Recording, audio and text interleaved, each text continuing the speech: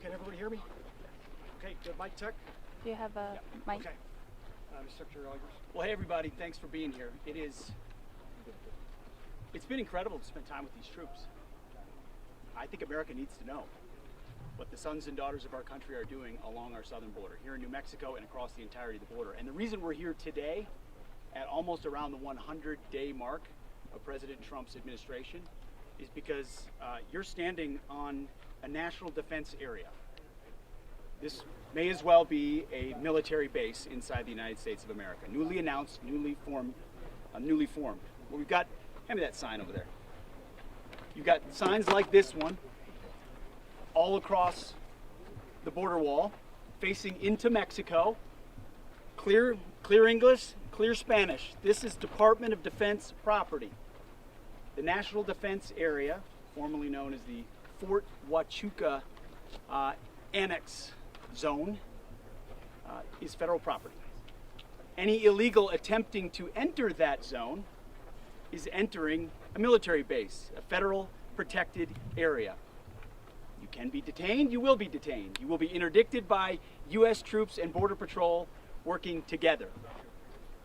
In the past, under the Biden administration, over the past 4 years, if you jumped over the border wall or you walked onto sovereign U.S. soil, you were politely greeted, probably handed a blanket, moved on to the closest NGO, and your facilitation into the country was made easy. And that's why for 4 years, under Joe Biden, we had an invasion of 21 million people. 21 million people crossed the U.S. border that we know of. It's probably more than that. An invasion of people we don't have no idea what their intentions are. They brought drugs, they brought gangs, they brought violence. It was human smuggling. It was a total invasion of our sovereignty. And when President Trump was elected, he followed through on his promise and said, we will get 100% operational control of the southern border because border security is national security. And wrap it as fast as we could from day one. We have operationalized that concept at the southern border, sending troops. You know, I spent some time in the news business before I did this. And we would often cover what the Biden administration would do. Send the National Guard, a couple hundred National Guard down to the border with binoculars. And set them up for a photo op to, watch people cross the border, to make it look like we're being tough. It was all posture. It was all masquerading. It was not actually securing the southern border or helping Border Patrol. This administration is a 180 in the other direction. We are getting complete control of the border, and the military that's here now is fully empowered with every authority they need. Inside the National Defense Area, which you're standing in right now, with these signs that warn you're entering it, if you are an illegal crossing, you will be monitored, you will be detained by U.S. troops. You will be detained temporarily and handed over to Customs and Border Patrol. If you have cut through a fence or jumped over a fence, that's destruction of government property. If you have attempted to evade, that's evading law enforcement, just like you would any other military base. You add up the charges of what you can be charged with, misdemeanors and felonies, you could be looking up to 10 years in prison when prosecuted. And by the way, I had a chance to meet the U.S. Attorney for New Mexico. He can't wait to prosecute the first group of people or individual that attempts to enter and traffic through the National Defense Area. It's 170 miles right now with varying depths. This one's attached to Fort Huachuca, but this is just phase one. So it's going to be expanded across the border, and our military with our friends in the CBP are going to lock this thing down. Crossings are down 97%, in some places 99% since President Trump was elected. The cartels on the other side, designated foreign terrorist organizations, they know we mean business because they've seen CBP, they've seen our troops, they've watched them in kit, they're out here in strikers, they've got long-range surveillance, we've got drones, we're prepared to detain and interdict. They know we mean business, but they weren't counting on a national defense area. They weren't counting on effectively a military base along the border, where our U.S. troops are now defending our border.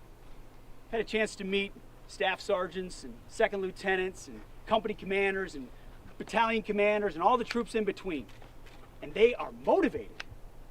They're motivated because they've spent 20 years guarding other people's borders on sand, just like this, other people's soil, other people's sovereignty. Under this administration, we defend our soil. We know who comes in. And if you try to come in illegally as a cartel, you try to smuggle or traffic, you will be detained by a member of the U.S. military. And you will be handed over to Customs and Border Patrol. And then you will be prosecuted by the Department of Justice, and you will be charged to the maximum extent of the law. We said we would follow through. We're only 100 days in.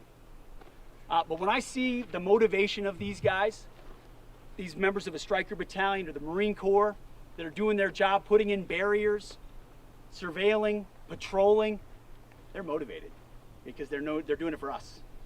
They're doing it for the American people right here on sovereign U.S. soil, which is what President Trump promised he would deliver. So hand me that sign one more time. These are the signs that are going to crisscross the National Defense Area. There will be more of them. They will be 100 meters apart, more or less. You cross our border illegally, you will see them.